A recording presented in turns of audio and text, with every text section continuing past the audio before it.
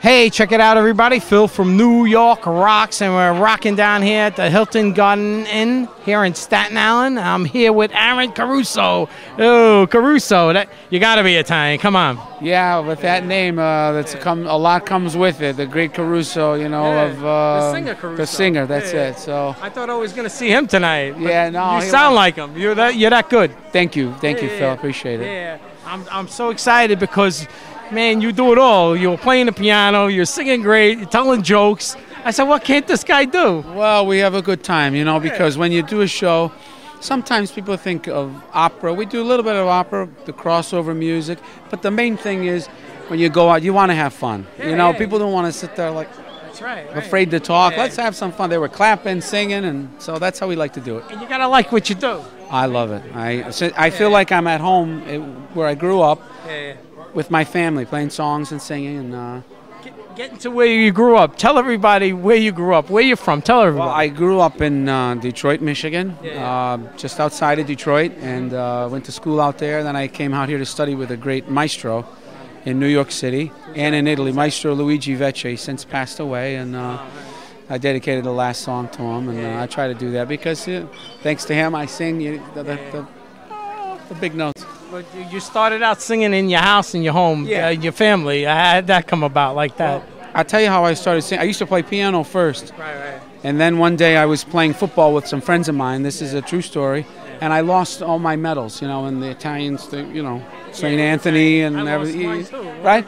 So I didn't tell my mom up to about 3 days later. And she said, the wooden spoon. I got a cagna di legna. So she said, go back to the park right now. I'm going to pray to St. Anthony. You'll find it. And I didn't sing yet. Wow. I was just still a piano player. So I went back. I found the necklace.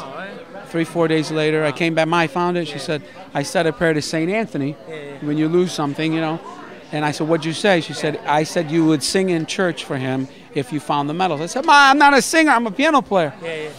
And she said, well, you better start singing. So that's how I started. Cool. I didn't know I had a voice. Where was this now? In Michigan, back in Detroit, Michigan. Yeah, but I was a very shy kid, though, Very shy. Yeah, well, when you grow up and you become an adult, they say if you're shy, then there's something wrong with you. You shouldn't be shy, when you're an adult. You got to become an adult, Be a man. They say the squeaky wheel gets the grease, too, So you got to speak up a little bit.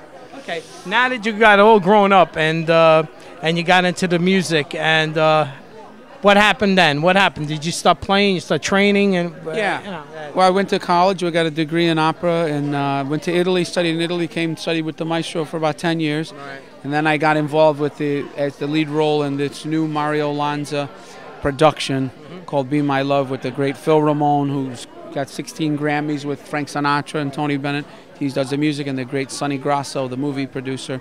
And so that came out. That's a godsend. So when was this now? This was about 2 years ago, 2.5 years ago. I was picked to do Mario, and they've been working on it since. Now they're doing all the funding and all that for it. So that's your friend that you brought here tonight. He's an actor too. He's a producer. Yeah, my friend Lou Martini. He does acting on Law and Order and all that.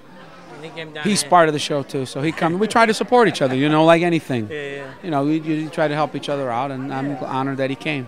That's what it used to be a long time ago. The Italians used to help the Italians. I don't know what happened. Well, friends, everybody kind of helps everybody. But you see how, the Chinese help the Chinese. It's all a culture thing.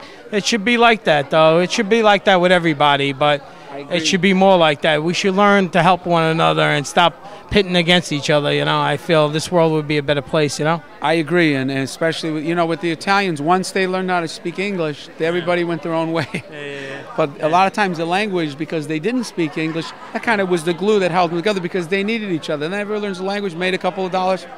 But these people here, I have to tell you, the Brooklyn Italians are their own breed of people. They're the best audience, and that's the majority of people that come, Staten Island, Brooklyn.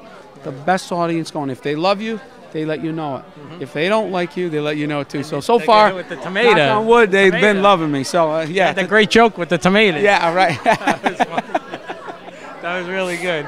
So you got a sense of humor too. Yeah, you have to. I mean, I think sometimes people take themselves too seriously, and I'm just here to have fun, bring a little bit of happiness to people's lives. If that's through a great aria, or if it's through a joke about a tomato and a cucumber.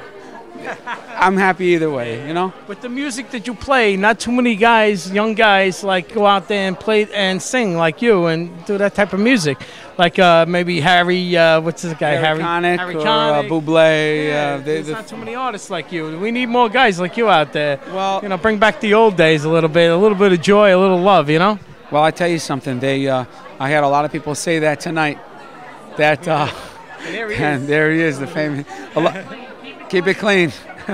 We had a lot of people say that tonight. That you know, I do the music the way they remember it. Right. These songs, you take a simple song like "We Maria" or "Vicino Mare," which is "O Mare Narillo," and if you do it, you bring it to life, and it's done in the right way.